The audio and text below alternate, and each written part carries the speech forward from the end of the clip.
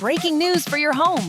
Way-Day. Wayfair's big sale is almost here, and you can score the best deals in home. Like up to 80% off everything home. Yes, you heard that right. 80% off with free shipping on everything. Plus surprise flash deals all Way-Day long. We're talking outdoor furniture and essentials, rugs, and more. All at Wayfair, and all up to 80% off during Way-Day. Shop Wayfair's Way-Day from April 25th through 27th. Wayfair, every style, every home. History as it happens, February 27th, 2026. 4 years of war, late Putinism. The tricolor banner of the Russian Republic now flies over the Kremlin. I look forward to working closely with President Yeltsin in support of his efforts to bring democratic and market reform to Russia. But I don't believe anyone could ever have doubted that there would be obstacles on Russia's road to a vibrant economy and a strong democracy. In Russia today, the clear winner of the Russian presidential election, Vladimir Putin, began to establish the Putin era. Vladimir Putin, the career spy, talks about establishing what he calls a dictatorship of the law. It's a new millennium, but the same old savage war in Chechnya. I looked the man in the eye. I found it to be very straightforward and trustworthy. We had a very good dialogue. I was able to get a sense of his soul. Russia's decision to send troops into Crimea has rightly drawn global condemnation. Putin is inflicting appalling devastation and horror on Ukraine, bombing apartment buildings. В первые дни разгоравшейся Второй мировой войны Франклин Рузвельт, где бы ни был нарушен мир, мир повсюду оказывается. 26 years after coming to power, Vladimir Putin will not extract himself or his country from a ruinous war in eastern Ukraine, at least not on terms other than his own. In the meantime, he has tightened the screws of repression on Russian society, cracking down on dissent in his culture war against the so-called West. How might this end? Can it possibly end well for the aging autocrat in the Kremlin? That's next as we report history as it happens. I'm Martin DeCaro. The war in Ukraine has begun. The brutality of the Russian onslaught on Mariupol grows more dire by the hour. It's called paradox of tyranny because you're so afraid of the consequences of the fallen tyrant that you adjust and excuse yourself by sort of supporting or tolerating that tyrant. So revolutions are rare. Uprisals are rare. They do need a leader, which Russia at a certain time doesn't seem to have. So we don't know how and when it will happen.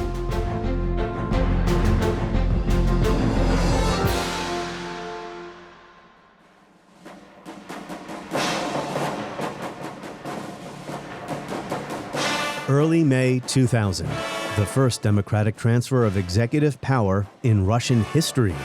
A former KGB officer named Vladimir Putin was sworn in as president, and he promised to respect and guard human and civil rights. He said he would perform his duties openly, guided only by the interests of the state.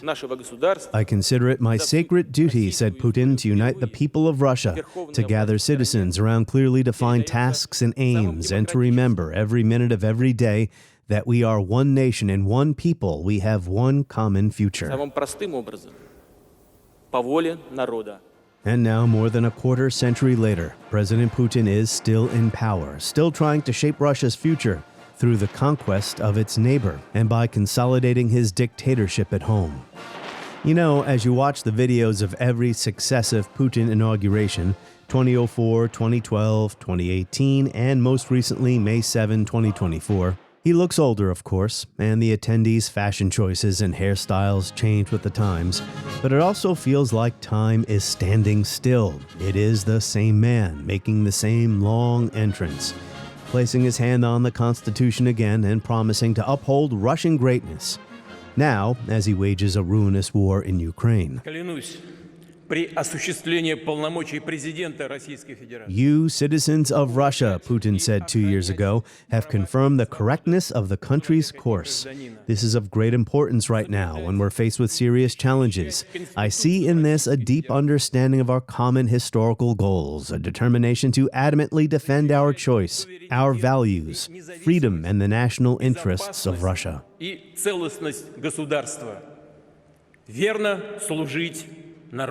So Vladimir Putin was never a liberal Democrat, but historian Nina Khrushcheva says in an essay for Foreign Affairs, before February 2022, so before the start of the all-out invasion, Russian society was fairly open. She says official media was under state control, but independent outlets flourished. The internet had no restrictions, and people could read or watch what they wanted. When the war broke out, she says, mass protests ensued. People were dumbfounded Russia would launch an invasion of a neighboring country. Dissent was immediately met with retaliation. In the first few months, more than 15,000 anti-war protesters, including more than 400 minors, were detained. Khrushcheva was recently in Russia and reported her observations in this essay, and I'll share a link to it, paywall-free, in the show notes for this episode. Khrushcheva says to visit Russia over the past 4 years has been to observe the consolidation of a dictatorship in real time, to answer the question readers confront in 1984, wondering how Big Brother's gaze became so penetrating and relentless. At the start of the invasion, she says, the state lacked the means to quell all possible opposition, and so it suppressed selectively. People self-censored, even as many found ways to express their distaste for Russia's path. But in the time since, Moscow's built a larger repressive apparatus. It has cultivated a climate of fear and uncertainty that encouraged many Russians to silence not just themselves, but also one another. Nina Khrushcheva teaches at the New School. She is an editor of and a contributor to Project Syndicate. She is the author of several books, most recently one about her great-grandfather, Nikita Khrushchev, an outlier of the system, published in 2024. Our conversation next. Tap subscribe now in the show notes for early access to every episode, ad-free listening, and all our bonus content. Or sign up at historyasithappens.com. Nina Khrushcheva, welcome to the podcast. Thank you very much for inviting me. So you wrote this essay in Foreign Affairs about how Russia is becoming a tyranny, already has become a tyranny under Vladimir Putin. Broadly speaking, governments, even in democratic societies, tend to become more repressive during wartime. Dissent, for instance, is not tolerated as it might be in peacetime. Is this problem worse in dictatorships? Well, thank you.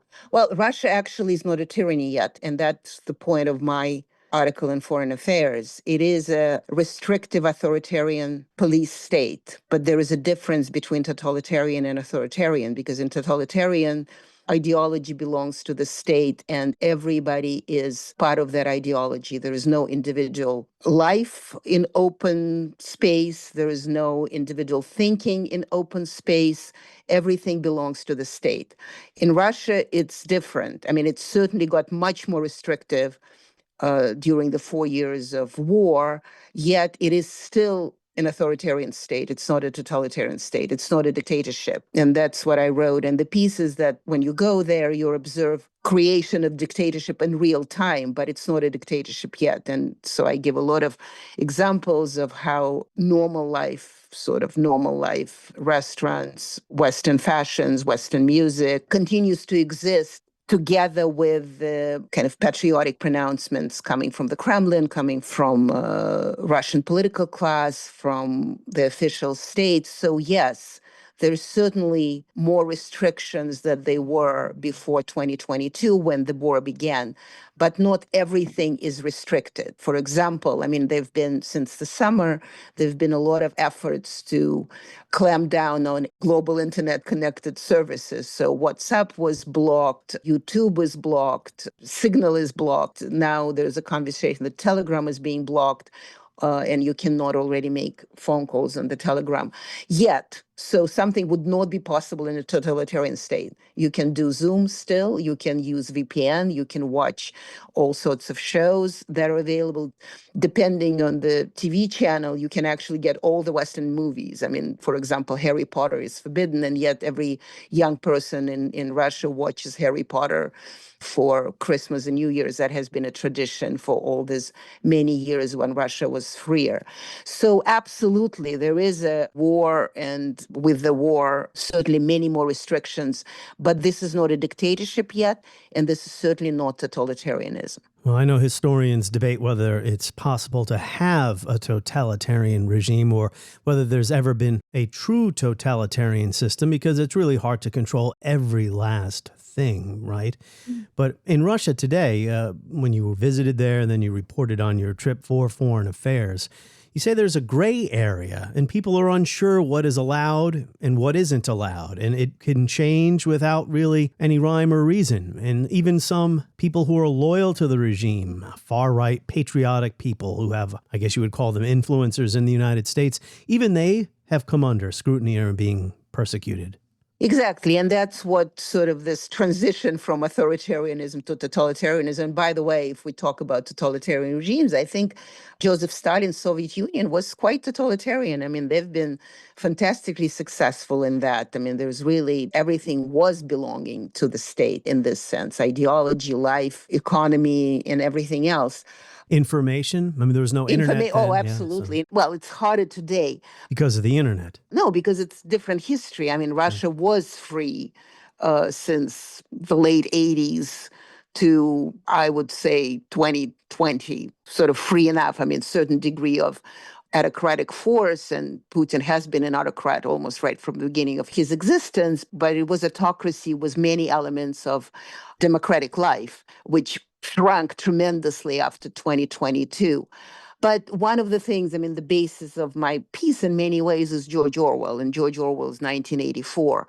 Because what's really remarkable about Russia, at least what I found absolutely fascinating, I mean, horrible, but fascinating, is that nobody has ever really lived in George Orwell. It was written as fiction. I mean, he never lived. I mean, his examples that he drew upon was the Soviet Russia, Nazi Germany, but he didn't live in it. He was imagining how it is.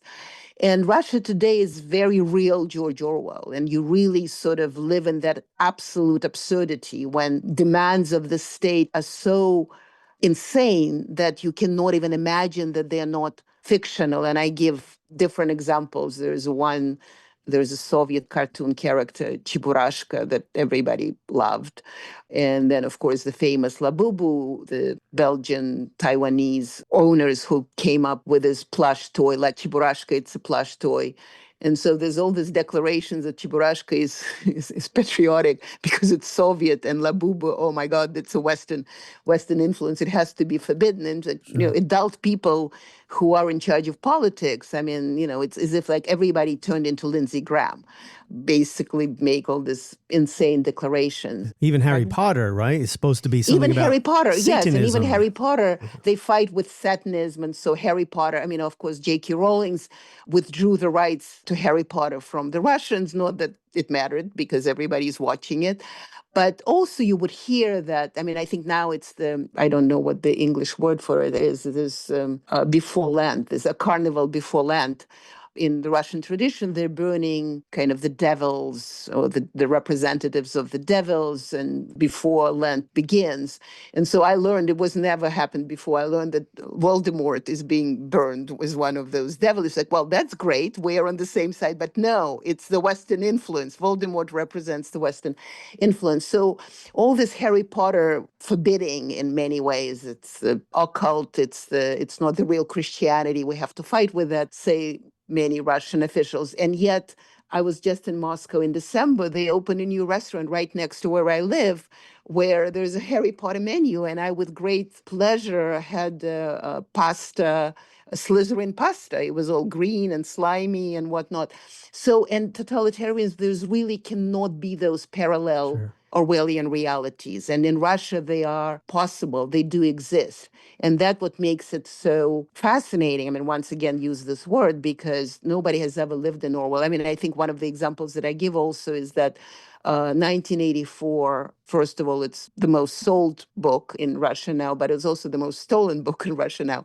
And it's being stolen and sold together with the Russian Constitution. And so the joke is that you live in Orwell as in reality, but the Russian Constitution is this wonderful utopian promise and where people have rights and they have right to assembly and the government is not supposed to punish you. And by the way, in the constitution, in the Russian constitution, it says there is no state ideology. So now Putin pushes state ideology of this kind of traditional values all the time. So being in Russia right now, it's really like stepping into the pages of George Orwell. Sure. And I don't know how many countries have ever experienced that. I was going to ask you about the role of ideology or the absence of it here. You write that, and this is surprising maybe to some people, you wrote in your essay, before February 2022, so the start of the full-scale invasion, Russian society was fairly open. You say official media was under state control, but independent outlets flourished.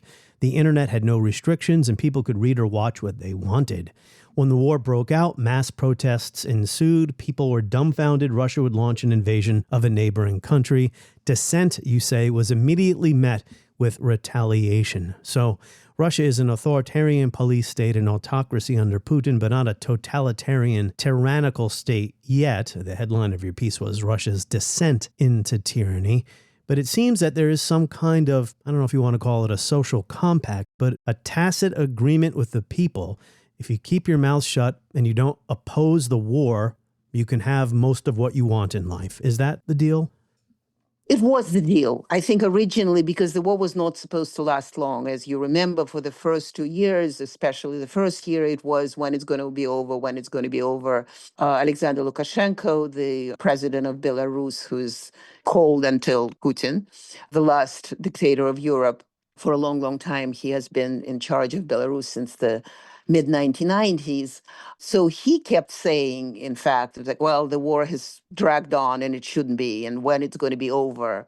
So everybody was waiting for it to end because it didn't seem plausible that would be a long war in the middle of Europe, for sure. And so originally, because the war was supposed to be fast and quick and some agreement would be reached, then, okay, you don't protest and so you continue. Life is not going to get worse and it's going to be fine.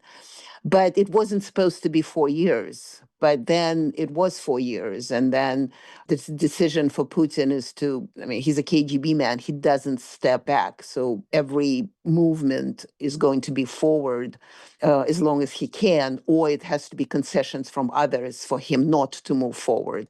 And so he hasn't stopped the war. It continues. And now it's very difficult to maintain that appearance of normalcy. I mean, in big cities, it's still possible, but they're being daily shot by the Ukrainian drones. And certainly the territories on the border with Ukraine, they are at war, even if technically the military actions happen on the Ukrainian territory, which is another kind of this Orwellian contradiction, a remarkable Orwellian contradiction in a sense, is that Russia doesn't call this war, it's a special military operation. So all the bordering territories are at war in a time when the state never said that this is actually a war. So that illusion of normalcy is increasingly difficult to maintain. And that's why until the summer, there was still more options for independent outlets that a lot of them moved away to foreign countries, Sure. but they're broadcast in the Russia through VPN on YouTube, which is blocked and so on. So now it's being more and more blocked to the point that there would be no entrance of any other information into Russia, precisely because the war is now dragging on. Putin has no desire to finish it unless it is on his terms. And so he has to prepare an atmosphere in which there would no opposition voices, either liberal or not liberal, or even patriotic who want angrier war or criticize him for not pushing to more war onto Ukraine. Well, it's the nature of repressive authoritarian states is that you keep finding new people to crack down on. I mentioned earlier, based on what I learned from reading your piece, that even people who are considered loyal to the regime, supporters of the war, they're being persecuted now too. Prosecuted is a bit of a strong word. They're being watched and they're being warned. Some of the patriotic characters were made foreign agents, and foreign agent is sort of, at the beginning, it was people who were receiving international funding for their work. But then as quickly as in the Soviet Union, in Russia, quickly those who disagree become the enemies of the people. You sort of move from people who have other interests in mind, and that's just a distinction, into a complete violation of their rights, but also complete negation of their rights and their possibility to be Russian citizens, in a sense. And so some of those patriots became unexpectedly to them, became foreign agents just because they're warned that no analysis, for example, I mean, they would analyze from a very patriotic standpoint, they would analyze like Putin should do this, the Kremlin should do this. It's like there's no analysis now required. So you shut up. There's absolutely no need for you. We know better. And anybody, any voice that doesn't say long live Putin or long live Russia is now being silenced. And it hasn't happened all of it yet, but it is a process. And so they've been warned, and there's all this nationalistic groups, many of them called patriotic groups, Call of the People. Another one is National Unity and so on. And so they're kind of half militaristic. I mean, it's like vigilante groups. Before they would, for example, fight with the migrants or fight with intellectuals who still would speak about their views in some remaining liberal bookstores. Now they're also being watched, these vigilante groups, so they wouldn't go too far. They wouldn't go too far from criticizing the liberals to criticizing the Kremlin, because the Kremlin needs absolute unity in a totalitarian way, although they haven't gotten that far yet. Sure. Well, you note here how there's museums, art, bookstores where people can go and spend the whole day to pretend that some level of normality persists in their country, while outside the museum, there's the state repression. I want to return to the subject of ideology here, because I started our conversation by asking you about whether during wartime, societies such as Russia's, governments such as the one in Russia, become more repressive the longer the war drags on. You say that under the Soviet system, I think most people know this, there was a state ideology to make sense of all the sacrifices the regime imposed on people. But in Russia under Putin, there was no ideological system. So an ideology had to be invented to cobble together unity for the war. What is the basis for this ideology, and what purpose does it serve? Oh, this is such a fantastic question, because people are at a loss what exactly that is. And it has been going on, this sort of patriotization of Russia, if Russia is a democracy. I mean, in early Putin years, I call it baby Putin, in the 2000s, there was already this idea that democracy can be sovereign. We're not going to be that Western democracy that Yeltsin, the first Russian president, brought in. We're going to be sovereign, whatever that means. There is a vertical of power that claimed that Putin had decisions are made from the top and then go into lower levels of government. So there's always been this demand to centralize Russian power, which, by the way, for all of us, everybody who studied the Soviet Union, this is normal because it is a centralized power. I mean, in different iterations of Russian political systems, it kind of presents itself differently, but it's always this centralization. There is no competition because the Tsar, General Secretary of the Communist Party, the president decides, and then everybody else runs around and filling his orders. So when the war began, it had to become this kind of centralization. Russianness had to become more organized, because otherwise you're going to have a labubu most of the time, which they, by the way, still do have. And so Putin had this, I think it's 17 points of Russia being a unique civilization. So suddenly Russia has become civilizational. And the 17 points, it includes traditional values. The marital union is between a man and a woman, although there are some freedoms in that 17 points and so on. And so that's another kind of an amazing Russian thing, is that the leader tells you how to think, and then you just go on and run and think it.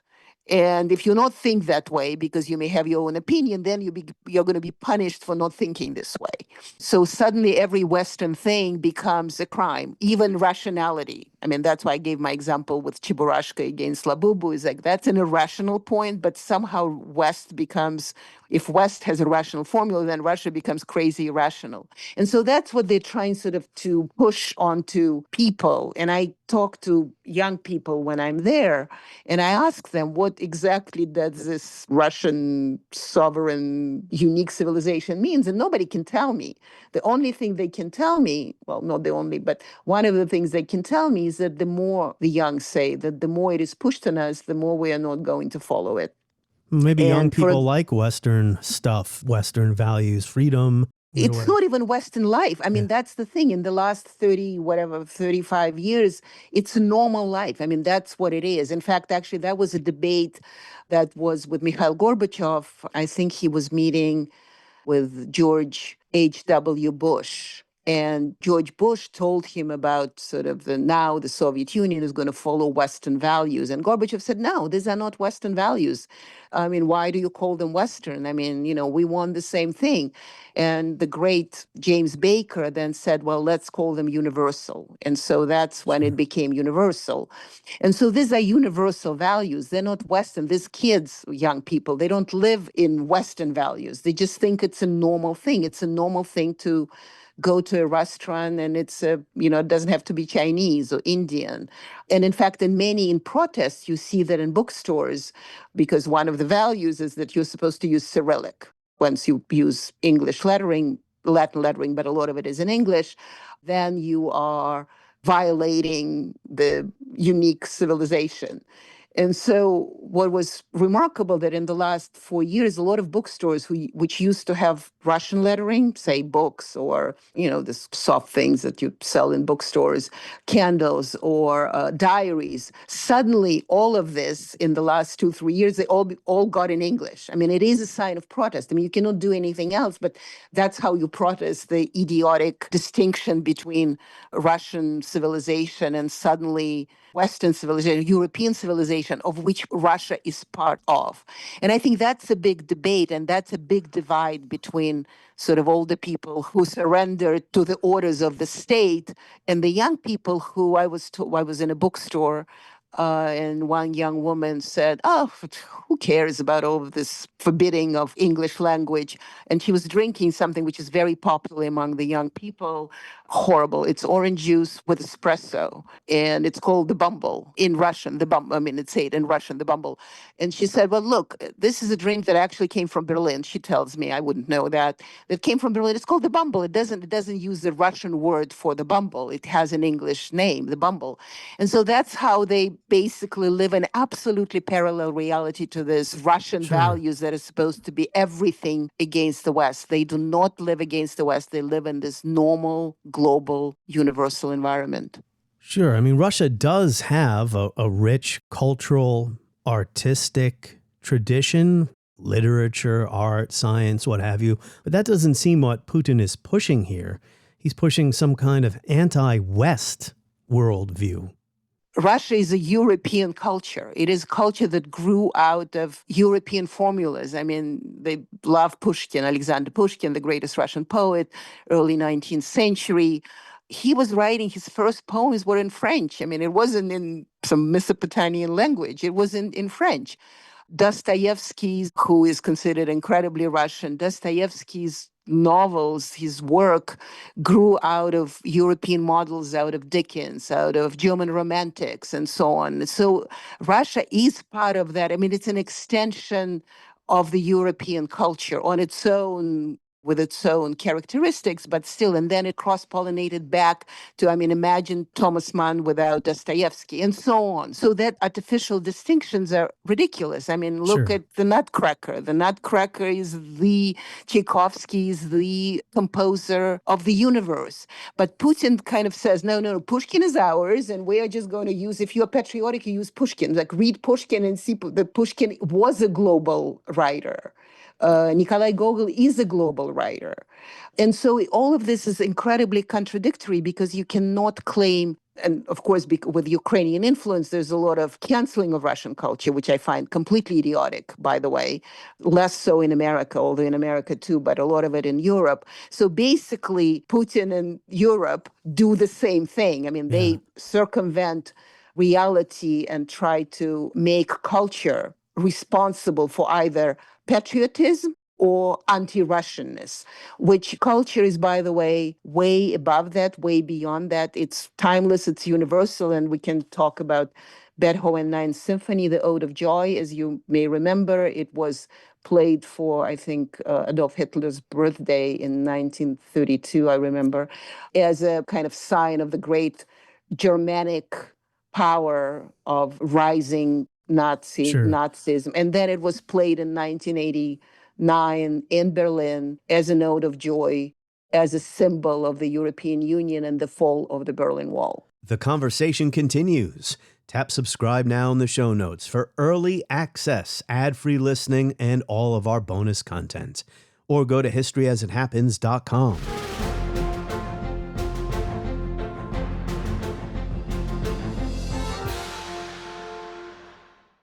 When Mother's Day means celebrating your mom, your wife, maybe even your daughter as a new mom, trust 1-800-Flowers to help you celebrate every important woman in your life. With double blooms from 1-800-Flowers, order 1 dozen roses and get another dozen for free. It's a simple way to give beautifully, with colorful blooms that make Mother's Day feel meaningful. For every mom you're celebrating, order with confidence and get double blooms at 1-800-Flowers.com/podcast. That's 1-800-Flowers.com/podcast. And there's also the issue of whether Putin truly believes, he's denazifying Ukraine and the use of World War II memory when it comes to the causes and the origins of this war. I do want to talk about the war now and the reasons why it was started, why it's being fought, if it is a civilizational war in Putin's mind against the West. Well, then Ukraine became a battlefield and a tug of war between the West and Russia. And you wrote a piece for Project Syndicate shortly after the war began 4 years ago. I revisited it to prepare for our conversation. And what you predicted has come true, that the war would prove to be ruinous for Russia, not entirely. The Russian economy has withstood, for the most part, the sanctions, although things are getting rough. But on a larger level, it has not worked out the way Putin promised. Do you have a better understanding today? Do you think analysts in general have a better understanding today as to why Putin began the war when he did and the reasons why he did it than we did, say, 4 years ago?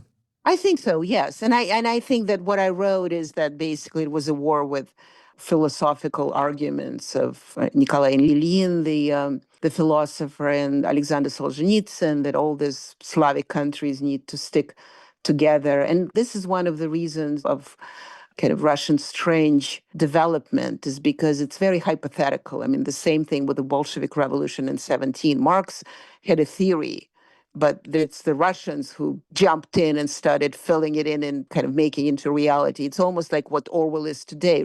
Orwell wrote fiction, and so suddenly Russia is just like, oh, let's live in it. It works fine. So in many ways, I mean, it's the size of Russia, it's the history of Russia. So Putin had this idea, but it was more than that, because Ukraine was claiming, and Vladimir Zelensky was offering Ukraine as a bloodstorm sort of against Russianism for Joe Biden. He couldn't do it with Donald Trump because Donald Trump didn't think Putin was an enemy. But Joe Biden was promised that he's going to help Ukraine to be separate and completely independent and anti-Russia. And that is not wrong. When the Russians say, or the Kremlin says, that Ukraine was prepared to be anti-Russia, it really is true. So I think the civilizational part was on both sides, because Ukraine was used by the West to undermine Russia in many ways. But of course, the Russian side, or Putin, could have used different methods to fight with it, to not physically fight with it, to deal with it in a different way.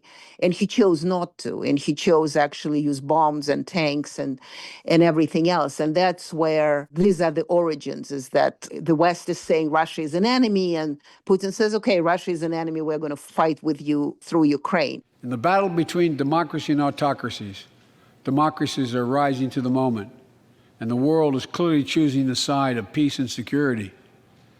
This is the real test, and it's going to take time. So let us continue to draw inspiration from the iron will of the Ukrainian people. If I were Putin, if I were the president of Russia of 11 time zones in the 23rd year, 22nd year of my existence, I too would be thinking, with all the declarations that is made from the West and through Ukraine, that the Western powers are out to get me, that the Western powers are going to use Ukraine to take me out the way Nicolas Maduro was just taken out of power right now. Putin really believed in that. But how? And so that's how the war began. How, though? So in 2014, Ukraine under Yanukovych was about to sign a trade deal with the European Union that had been in the works for many years, the negotiations. Under pressure, Yanukovych backed out of that trade deal with the EU. From Putin's vantage, from Moscow's vantage, it would have hurt the Russian economy, Russian trade with Ukraine. Putin followed that by annexing Crimea. And then we had the low-level civil war starting in 2014 in the Donbass before the full-scale invasion.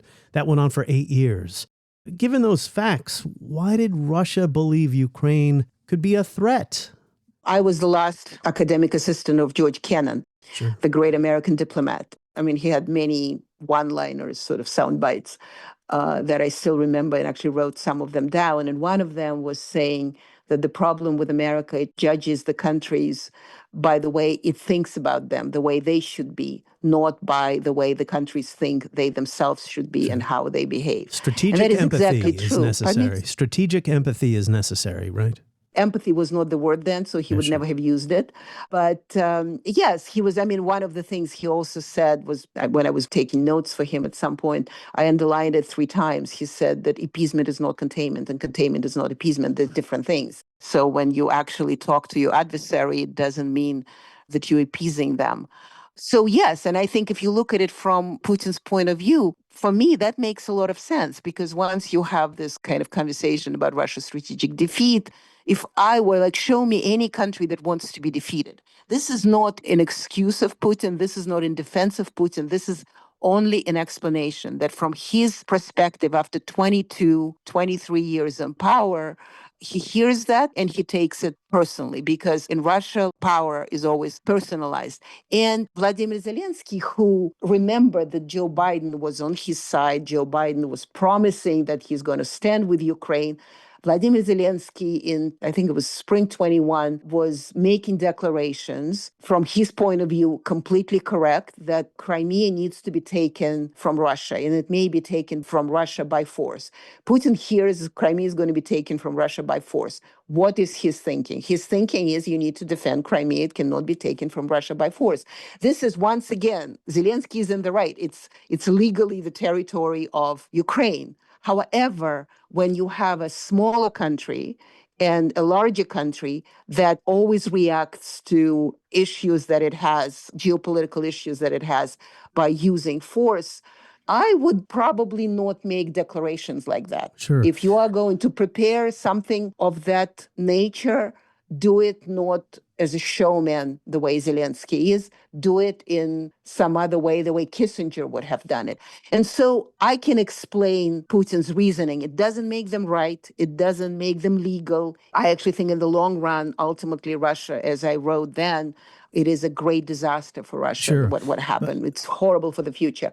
But in geopolitical terms, from the way Russia is, what Putin did, regrettably, unfortunately, shockingly, makes a lot of sense. Because it's Ukraine. Ukraine has a special place in the Russian mind, or in Putin's mind, historically, civilizationally. We're not talking about Poland or the Baltics or some other country that's less important to Russia. It's because this dealt with Ukraine. So the idea that NATO might one day, of course, we know this is not going to happen, NATO would expand to Ukraine or even Georgia.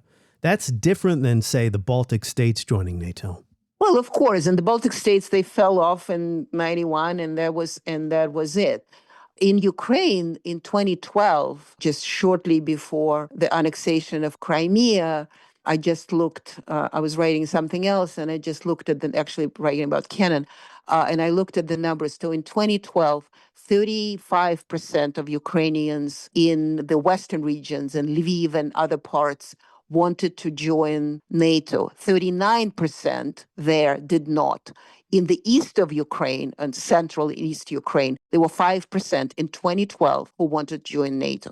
So for Putin, as of 2013, when the Maidan began and whatnot, that was a sign. That's why the Russians say Ukraine is being dragged into NATO, because in 2012, the numbers were completely different. Of course, the other side of it is that by annexing Crimea, by having the civil war, actually Putin stopped it. It was interesting. He didn't want to go further in 2014. He could have invaded Ukraine then. It would have been. Yeah, he could have, and he chose not to. So these actions obviously made Ukrainians rethink their desire to join NATO. In fact, it was like with Sweden and Finland, is that like Finland had no problem ever. I mean, it never was not afraid of Russia. In fact, when the invasion, the full-scale invasion began in 22, then president of Finland said, well, we may join NATO, but we don't have to, we don't need to, because we really don't think that there is any threat. And yet, ideologically, Russia has become a threat. And one of the things that Donald Rumsfeld used to say, that often the preparation of war or the narrative of war can become one of the most important causes of the war. And that's exactly what we're seeing happen on all sides. I mean, this is a fascinating debate that's been going on for 4 years. A fascinating discussion, certainly not for the people who've had the bombs falling on them for 4 years, whether it was geostrategy, or, say, notions of security, or whether it's these larger reasons, civilizational reasons, or national prestige, national greatness. If Ukraine is allowed to, quote unquote, join the West, then that's a blow to Russia's national prestige, notions of Russian greatness. I think it's all of these factors. It's hard to parse them or to make, say, a pie chart to say it's 15% of this or 20% of that. But I think all of these things are in play here. Would you agree? Oh, completely. And you just put it very, very well. Exactly, all of them. And what's horrible in this is that by pushing all of these notions for Russia, it actually loses on every front. And that's what's so remarkable. So it wants less NATO, and that's why the war in Ukraine happens. Well, there is more NATO. It wants national prestige. It lost all of the prestige. In fact, Soviet Union was a liberator of Europe for all these many years. Now, not only Putin rethinks the World War II results. Now, the whole Europe is not thinking that Russia is a liberator of Europe anymore, and doesn't look at the Soviet army the way it used to before. And that's also very Orwellian. I mean, in many ways, whatever you push forward ultimately gets back to you with a negative result. And that's exactly what we're seeing with the war in Ukraine, because fine, Putin is going to get that territory would be, say, I mean, I'm just imagining, say it could be this division between North and South Korea on the Dnieper. Like what? It's going to be a wonderful thing that this country will develop and love. I mean, what are they winning? They're winning a wasteland. So what are they winning? I mean, first of all, it's going to be rebuilt for decades, centuries to come. There is no money. Who is going to invest into this with a population that is going to hate you anyway? And Ukrainians are great at partisan war. It's the guerrilla war. So what's the future in all these victories that Putin supposedly is going to have? So it is this kind of the Russian conundrum, is that you think you're going to move forward, but actually you're moving backward. And, one of the greatest lessons of the Cuban Missile Crisis, which just turned, 64 years? Yes. It was that you actually think of the outcome of your actions and think, okay, well, I'm actually going to make a political decision here rather than a military one. And that's exactly what Nikita Khrushchev and John F. Kennedy did at the time. And unfortunately, Putin didn't follow that path, probably because he's not a politician, first and foremost. He's a KGB lieutenant colonel, and that really defines most of his decisions and his actions. Good segue to my last question. By the way, I did watch the Kevin Costner movie from the early 2000s the other day, 13 Days, about the Cuban Missile Crisis. Actually, the movie's not bad, even though Kevin Costner's not a very good actor. But anyway. So, I would deeply disagree. I don't think it was not bad. But if anybody wants to do something... So you didn't like that movie then? No. Yeah, it was dramatization. Wants to do something useful, if they're interested in the Cuban Missile Crisis, BBC just did a fantastic 10-part podcast called The Bomb. Oh, wow. Okay. Kennedy and Khrushchev. and it's 30 minutes an episode, and it's a wonderful one. And this is not a self-promotion, although we were Max Kennedy, JFK's nephew, Bobby Kennedy's son, and we were narrators for this podcast. But the job BBC did in putting it together is really quite remarkable. They tried to take into consideration all sides and really look through minute by minute of how decisions are being made, who made them, who helped, who didn't, and whatnot. I will check that out. Yeah, I mean, a movie's only a movie. So my last, exactly. My last question to you then is, where is this leading then? If the war drags on, if it can't be won, however victory might be defined, and at this point, with all the losses in blood and treasure, right? I don't know how you define victory. If the state becomes more and more suffocating, if the economy continues to deteriorate, it would seem any country under these conditions would be ripe for public unrest.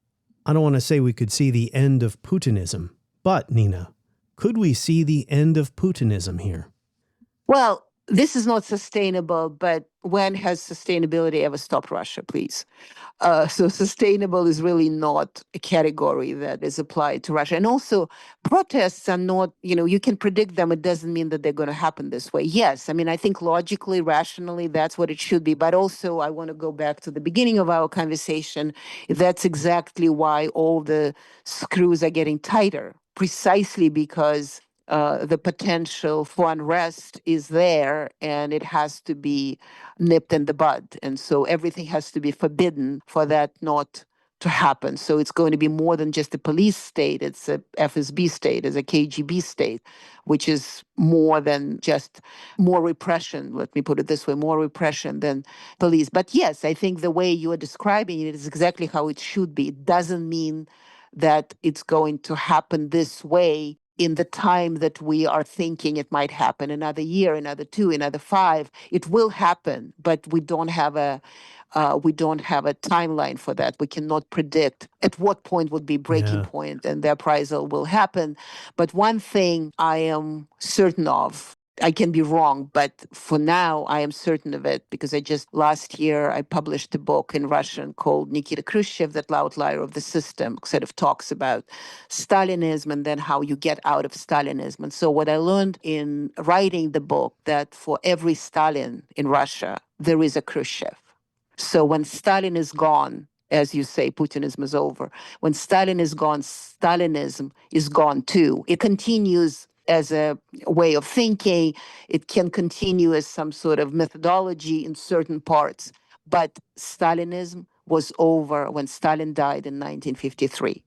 So Putinism will be over. Something will remain, but that Putinism of Putin will be over. We just don't know when. Sure. Could it be a popular revolt or a coup or something? Because I don't know. I mean, revolutions are difficult. Well, Russians really very rarely protest en masse. I mean, this is not what Russians do. And that's why the Russian reaction, that's what I wrote in the piece as well, is that they kind of adjust and circumvent. It's called paradox of tyranny, because you're so afraid of the consequences of the fallen tyrant that you adjust and excuse yourself by sort of supporting or tolerating that tyrant. So revolutions are rare. Appraisals are rare. They do need a leader, which Russia at a certain time doesn't seem to have. So we don't know how and when it will happen. And if something, I would imagine that it would be probably more of a revolution or some sort of unrest of the elites, by the elites, than the regular population. Although, once again, I think these scenarios are many, and I would not dare to predict any of them. Russia has tended to view the expansion of freedom and democracy as a threat to its interests. The opposite is true.